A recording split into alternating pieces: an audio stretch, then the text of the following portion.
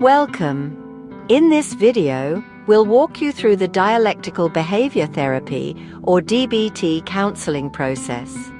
We'll outline the steps a therapist and client take together from the very beginning to the end of treatment to achieve a life worth living. The DBT process begins with a comprehensive assessment, which is the starting point for case conceptualization. This isn't just about diagnosing, it's about understanding the client's experiences within a DBT framework, specifically the 5 areas of dysregulation: emotional, interpersonal, behavioral, cognitive, and self. The therapist also assesses the client's strengths and deficits. This includes identifying existing capabilities and resources that can be built upon in treatment, as well as identifying barriers that will require problem-solving and troubleshooting.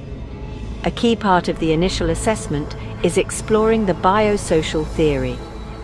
This theory explains that the pervasive emotion dysregulation seen in clients is a result of a transaction between an innate emotional vulnerability and an invalidating environment over time.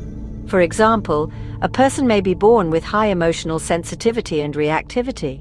If their environment consistently criticized or punished their emotional expressions, they were essentially trained to have chaotic, intense emotional displays. In DBT, the overarching treatment goal is to help the client achieve a life worth living. This isn't a vague feel-better goal. It's about defining the specific activities, relationships, and aspirations that would make their life feel full and complete. These goals are incompatible with life-threatening behaviors like suicide or self-harm.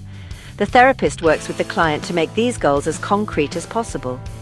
The life worth living goals, LWLGs, are the foundation of the therapy and are the starting place for the entire treatment plan.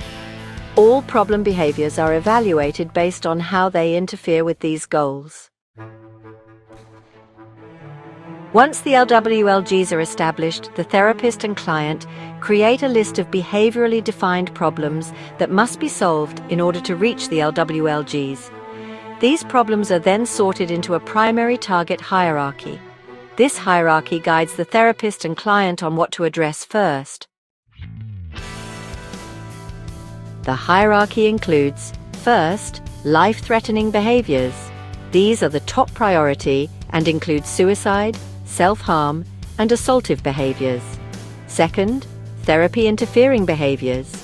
These are any behaviors by the client or therapist that interrupt the treatment. Third, quality-of-life interfering behaviors.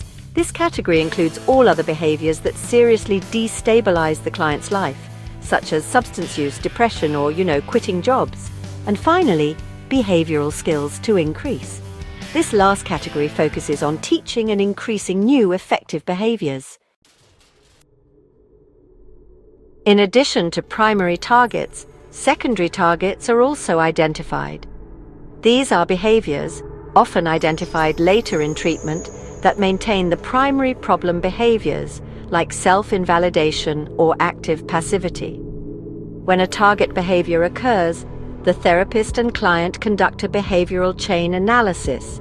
This is a detailed step-by-step assessment of the antecedents and consequences of the behavior.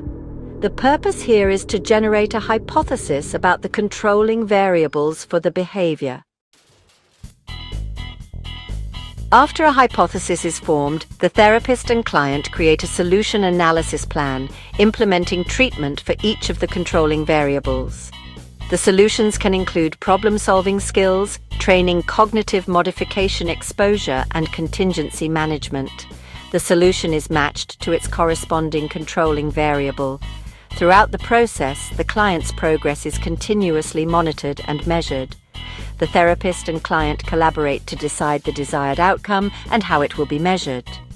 The outcome measure may come from a standardized instrument or from behaviors tracked on a diary card. This entire process, from assessment to defining goals, identifying problems, and implementing solutions, is organic and collaborative. The case conceptualization constantly evolves as the client's behaviors change and new patterns emerge. By following these steps, A DBT therapist guides a client on a structured yet flexible journey toward building a life that is truly worth living.